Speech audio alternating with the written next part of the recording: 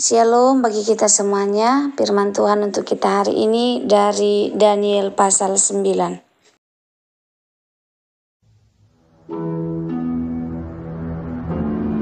Pada tahun pertama pemerintahan Darius, anak Ahasiweros, dari keturunan orang Media yang telah menjadi raja atas kerajaan orang Kasdim.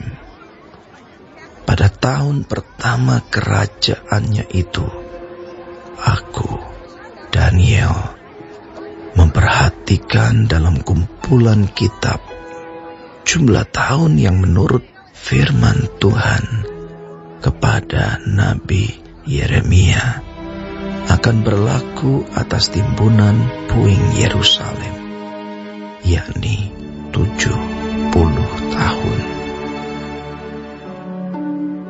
Lalu aku mengarahkan mukaku kepada Tuhan Allah untuk berdoa dan bermohon sambil berpuasa dan mengenakan kain kabung serta abu. Maka aku memohon kepada Tuhan Allahku dan mengaku dosaku demikian. Tuhan, Allah yang maha besar dan dahsyat, yang memegang perjanjian dan kasih setia terhadap mereka yang mengasihi Engkau, serta berpegang pada perintah-Mu. Kami telah berbuat dosa dan salah. Kami telah berlaku fasik dan telah memberontak. Kami telah menyimpang dari perintah dan peraturan-Mu. Dan kami tidak taat kepada hamba-hamba-Mu, para nabi yang telah berbicara atas nama-Mu kepada raja-raja kami, kepada pemimpin-pemimpin kami, kepada bapak-bapak kami, dan kepada segenap rakyat negeri. Ya Tuhan, Engkaulah yang benar, tetapi patutlah kami malu seperti pada hari ini. Kami orang-orang Yehuda, penduduk kota Yerusalem, dan segenap orang Israel, mereka yang dekat dan mereka yang jauh, di segala negeri kemana Engkau telah membuang mereka, oleh karena mereka berlaku murtad terhadap Engkau. Ya Tuhan, kami, raja-raja kami, pemimpin-pemimpin kami, dan bapak-bapak kami patutlah malu, sebab kami telah berbuat dosa terhadap Engkau. Pada Tuhan Allah kami ada kesayangan dan keampunan, walaupun kami telah memberontak terhadap Dia dan tidak mendengarkan suara Tuhan Allah kami yang menyuruh kami hidup menurut hukum yang telah diberikannya kepada kami dengan perantaraan para nabi hamba-hambanya. Segenap orang Israel telah melanggar hukum-Mu dan menyimpang karena tidak mendengarkan suara-Mu. Sebab itu telah dicurahkan ke atas kami kutuk dan sumpah yang tertulis dalam kitab Taurat Musa, hamba Allah itu. Sebab kami telah berbuat dosa terhadap Dia. Dan telah ditetapkannya firman-Nya yang diucapkannya terhadap kami dan terhadap orang-orang yang telah memerintah kami, yakni bahwa akan didatangkannya kepada kami malapetaka yang besar yang belum pernah terjadi di bawah semesta langit, seperti di Yerusalem. Seperti yang tertulis dalam kitab Taurat Musa, segala malapetaka ini telah menimpa kami, dan kami tidak memohon belas kasihan Tuhan Allah kami dengan berbalik dari segala kesalahan kami dan memperhatikan kebenaran yang daripadamu.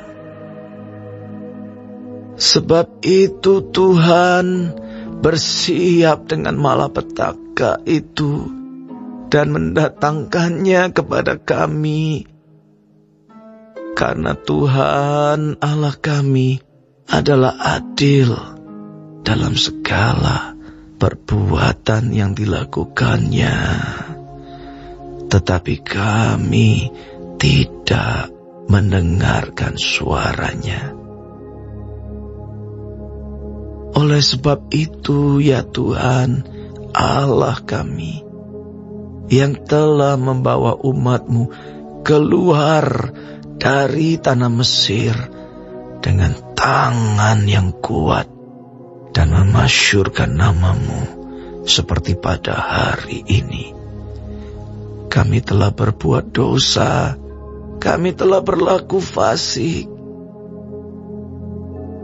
Ya Tuhan, sesuai dengan belas kasihan-Mu, biarlah kiranya murka dan amarah-Mu berlalu dari Yerusalem, kota-Mu, gunung-Mu yang kudus.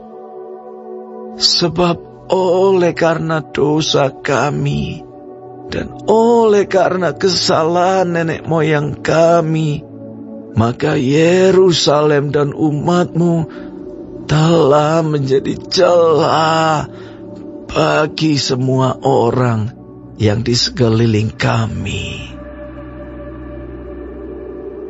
Oleh sebab itu, dengarkanlah, ya Allah kami, doa hamba-Mu ini dan permohonannya, dan sinarilah tempat kudus-Mu yang telah musnah ini dengan wajah-Mu demi Tuhan sendiri.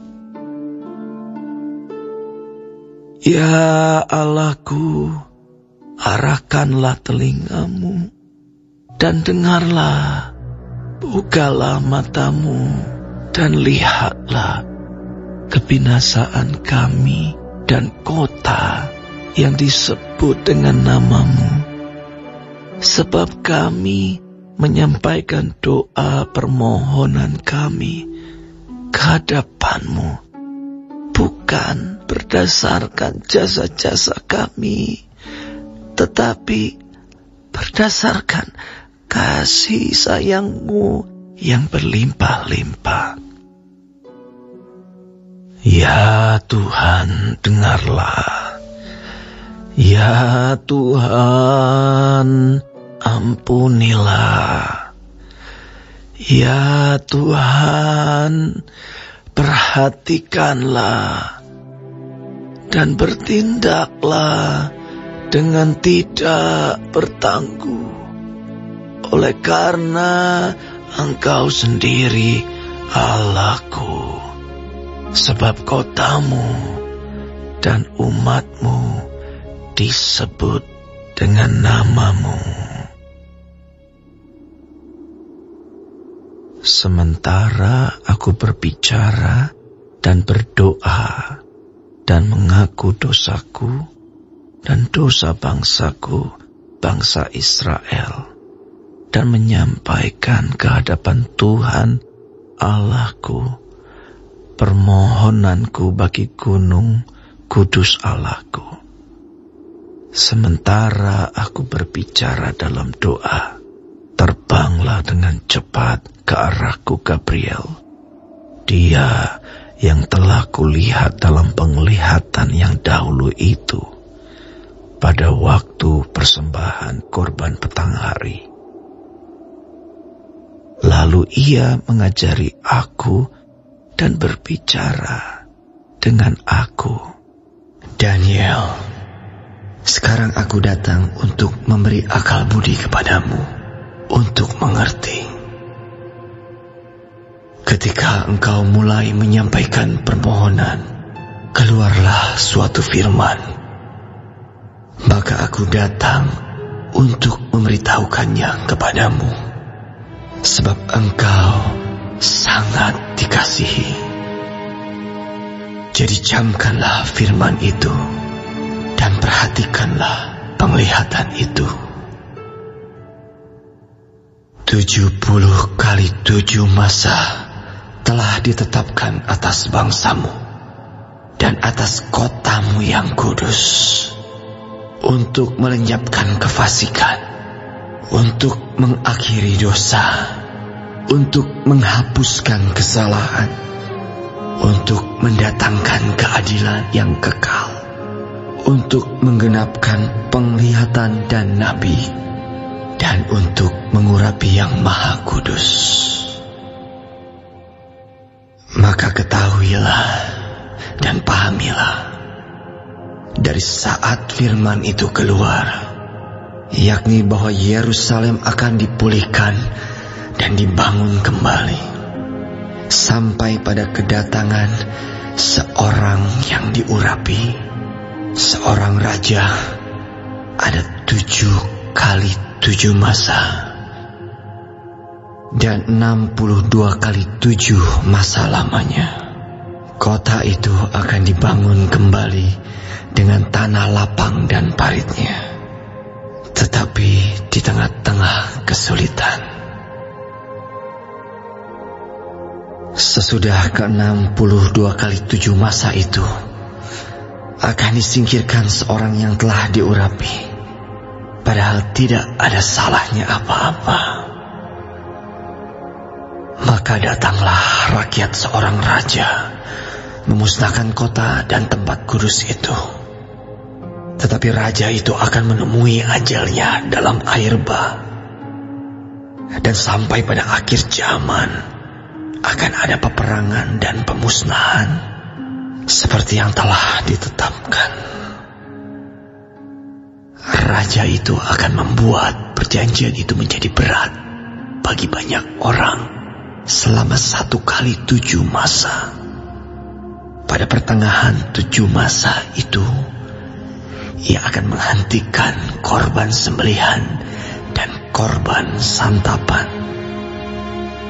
Dan di atas sayap kekejian akan datang yang membinasakan, sampai pemusnahan yang telah ditetapkan menimpa yang membinasakan itu. Kitab Daniel pasal 9 menceritakan tentang doa dan pengakuan dosa Daniel, yang kemudian dijawab oleh malaikat Gabriel dengan penglihatan tentang masa depan Israel. Pasal ini penting karena berisi nubuatan tentang 70 kali 7 tahun yang berkaitan dengan pemulihan Yerusalem dan kedatangan Mesias. Doa dan pengakuan dosa Daniel. Daniel memulai dengan membaca kitab Yeremia yang menubuatkan 70 tahun pembuangan bagi Yerusalem. Ia menyadari bahwa masa pembuangan telah berakhir, namun bangsa Israel masih menderita akibat dosa-dosa mereka. Doanya merupakan pengakuan atas dosa-dosa bangsa Israel, termasuk ketidaktaatan kepada Allah dan para nabinya. Ia memohon belas kasihan dan pengampunan atas dosa-dosa mereka. Doanya menekankan keadilan Allah dan kasih-Nya yang besar.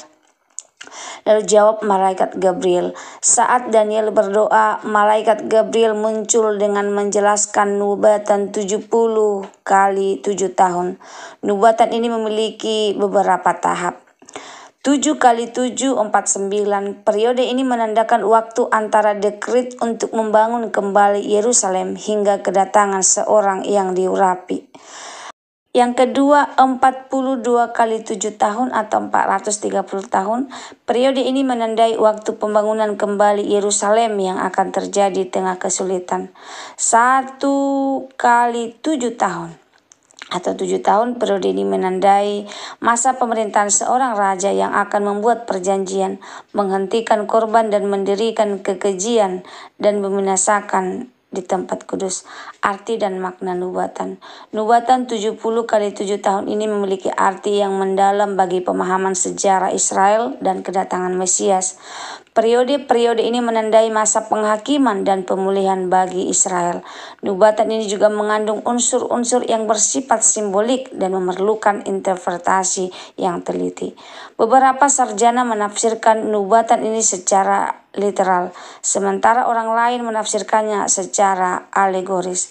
Renungannya buat kita. Kisah Daniel 9 ayat 1-27 mengajarkan kita beberapa hal penting. Yang pertama, pentingnya pengakuan dosa. Daniel menunjukkan teladan yang baik dalam mengakui dosa-dosa pribadi dan bangsanya. Yang kedua, kasih setia Allah. Meskipun bangsa Israel berdosa, Allah tetap menunjukkan kasih setia dan pengampunannya. Yang ketiga, janji pemulihan. Allah berjanji untuk memulihkan umatnya dan mendatangkan Mesias. Yang terakhir, pentingnya membaca dan merenungkan firman Tuhan. Daniel menemukan nubuatan 70 tahun dalam kitab Yeremia, menunjukkan pentingnya mempelajari Alkitab. Pasal ini mengundang kita untuk merenungkan dosa-dosa kita sendiri dan memohon pengampunan Allah. Ia juga mengingatkan kita tentang kasih setia Allah yang tak terbatas dan janji-janjinya yang pasti akan digenapi. Memahami nubuatan ini membantu kita mengerti konteks sejarah dan kedatangan Yesus Kristus sebagai Mesias. Semoga firman Tuhan hari ini bermanfaat bagi kita. Terima kasih, Tuhan Yesus memberkati. Shalom.